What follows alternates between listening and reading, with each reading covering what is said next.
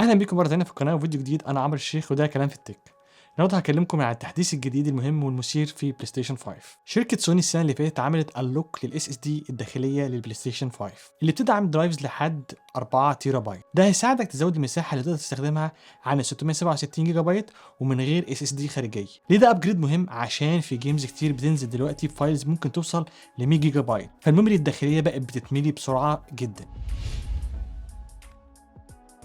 النهارده هستخدم الاس ان 850 اكس 1 تيرا بايت درايف من ويسترن ديجيتال. بيجي بهيت سينك وسرعته عاليه جدا ومساحته كبيره ومعاه 5 سنين ضمان، وهو مصمم ومجهز للبلاي ستيشن 5، فيعني هتركبه وتلعب على طول. سؤال مهم: ايه هي الخيارات الاستورج ومواصفات الاس اس دي اللي ممكن تجيبها؟ بالنسبه لحفظ الجيمز على البلاي ستيشن 5 هتلاقي عندك اختيارين.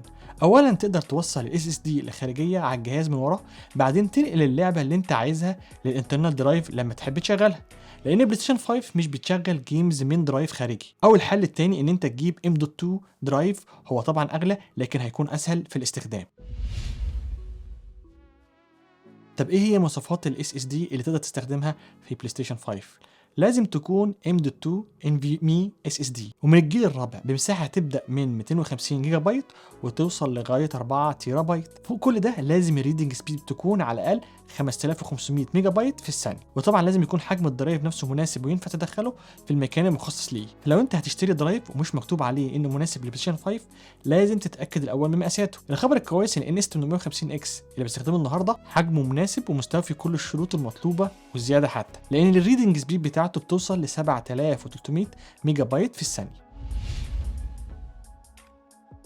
نيجي لحاجه مهمه جدا. دلوقتي هقول لكم ازاي تشيلوا الغطاء او البليت بتاع البلاي ستيشن 5. عشان توصل للمكان المخصص للاس اس دي لازم الاول تفك البليت اللي على الجنب، الناحيه اللي معلهاش لوجو بلاي ستيشن. لو انت غيرت البليت دي قبل كده وجبت لون من الاثنين الجداد، الميد نايت بلاك او الكوزميك ريد، فانت اكيد عارف بتتفك وتتركب ازاي.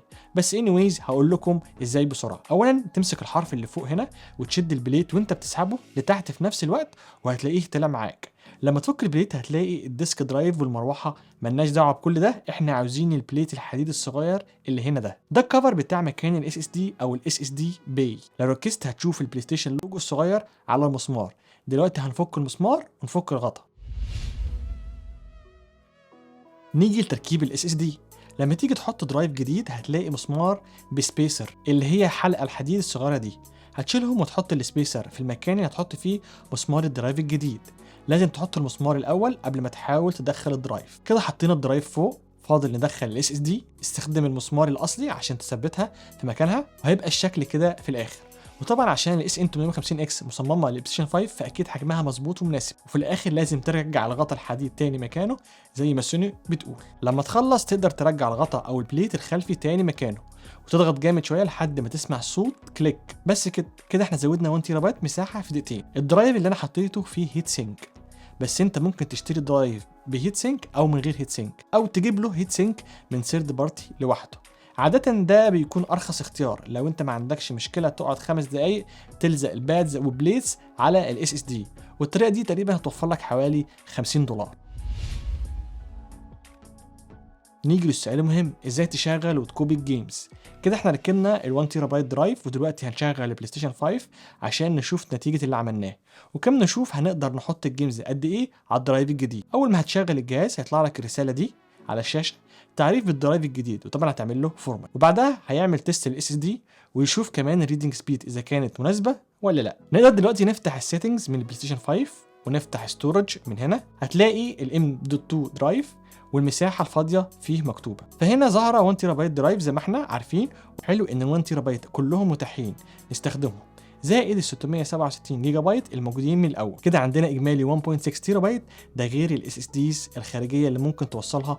وانا زي ما قلت بقى انستول كل الجيمز بتاعتي على ستورج البي اس 5 الاصلي او على الاس اس دي الخارجيه. هنحتاج نكوبي الجيمز دي تاني للدرايف الجديد. بالمناسبه لما تيجي تكوبي من الاس اس دي الداخليه هتلاقي الموضوع سريع جدا، يعني بيخلص في اقل من دقيقه. عندك مثلا استروس بلاي روم حجمها 11 جيجا اتنقلت في 8 ثواني بس، فيفا 23 اللي مساحتها فوق ال 50 جيجا بايت اخدت 31 ثانيه.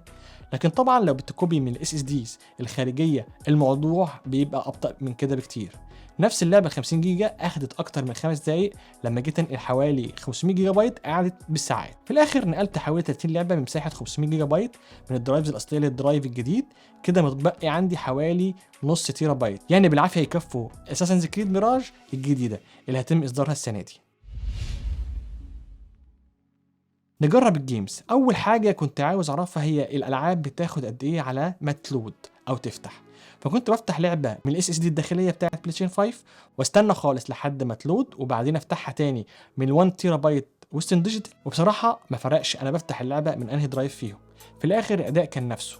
ودي حاجه هايله اننا زودنا سيرد بارتي درايف ونفس الوقت حافظنا على الاداء والسرعه. طبعا هو ده كان متوقع، بس انا حبيت اتاكد برضه، فقعدت اجرب جيمز كتيره الاسبوعين اللي فاتوا زي هورايزن فوربيدن ويست، فيفا 23 وجاد اوف 4، وما صادفتش اي مشكله مع اي لعبه منهم، كلهم حملوا واشتغلوا واتقفلوا عادي جدا. برضه ما حصلش اي مشكله لا في الصوت ولا مراوح التبريد. كنت خايف شويه ان الدرايف الكبير يعمل مشاكل في البلاي ستيشن 5 والمراوح، بس قعدت العب بالساعات وكل حاجه كانت شغاله بيرفكت. بالمناسبه عندي تيب سريع لكم، الديفولت سيتنجز للبلاي ستيشن 5 اللي جايه بيه هو انك لما تعمل داونلود لاي لعبه بتنزل لوحدها على الاستورج الداخلي بتاع البلاي ستيشن نفسه، لكن لما تفتح السيتنجز هنا تقدر تختار ان انت لما تنزل لعبه بلاي ستيشن 4 او 5 في المستقبل انها تنزل على الام دوت 2 درايف الجديد اللي انت لسه عامل له انستول. نيجي للسؤال المهم، هل تستاهل تشتريها؟ افتكر اكتر حاجه هتيجي في بالك دلوقتي، طب انا ليه محتاج ال1 تيرا بايت درايف اصلا؟ ما انا ممكن امسح الجيمز وانزل بدلها او انزلها نفسها تاني لما اعوزها. هقول لك حاجه بصراحه، كلامك مش غلط، لكن التنفيذ ده مش سهل خصوصا في مصر، وانت متوسط سرعه التحميل عندك 30 ميجا بايت، يعني بطء مميت، تاخد يوم كامل عشان تنزل كام لعبه من الستور. يعني مثلا اخر مره كنت في مصر قعدت 8 ساعات عقبال ما نزلت جاد اوف 4. وطبعا لو عندك اطفال بيستخدموا بلاي ستيشن 5 معاك هيكون في عندك حوالي 10 او 15 لعبه مش بتلعبهم، بس برضه ما تقدرش تمسحهم. طبعا ما تشتريش ال 4 تيرا بايت، غاليه جدا، ممكن بتمنها تشتري بلاي ستيشن 5 تاني اصلا. ومن ناحيه المساحه عمرك ما هتحتاج كل المساحه دي، يعني على الاغلب 1 تيرا بايت او 2 تيرا بايت هم الاختيار المناسب لمعظم الناس. والجميل ان اس ان 850 اكس فيها كل المساحات اللي ممكن تحتاجها للبلاي ستيشن 5، فيها ال 500 جيجا بايت وال1 تيرا بايت وال2 تيرا بايت لغايه ال4 تيرا بايت. كده احنا وصلنا لنهايه الفيديو النهارده، شكرا على متابعتك، وعايز اعرف في الكومنتس لو السعر مش مشكله بالنسبه لك ايه هو الدرايف سايز اللي تختاره. ويا ترى انت من الناس اللي ما عندهاش مشكله تمسح الجيمز بعد ما تخلص لعب، ولا بتحب تحتفظ بالجيمز بتاعتك عشان تقدر تلعبها في اي وقت؟ وقولوا لي لو عايزين اعمل فيديوز اكتر عن البلاي ستيشن 5، انا بتبسط قوي وانا بعملهم، وهزود كونتنت مخصوص للبلاي ستيشن 5 السنه دي. وزي كل فيديو ما تنساش تعمل لايك المتين وتعمل سبسكرايب لو مش مشترك في القناه. اشوفكم في فيديو جديد، سلام.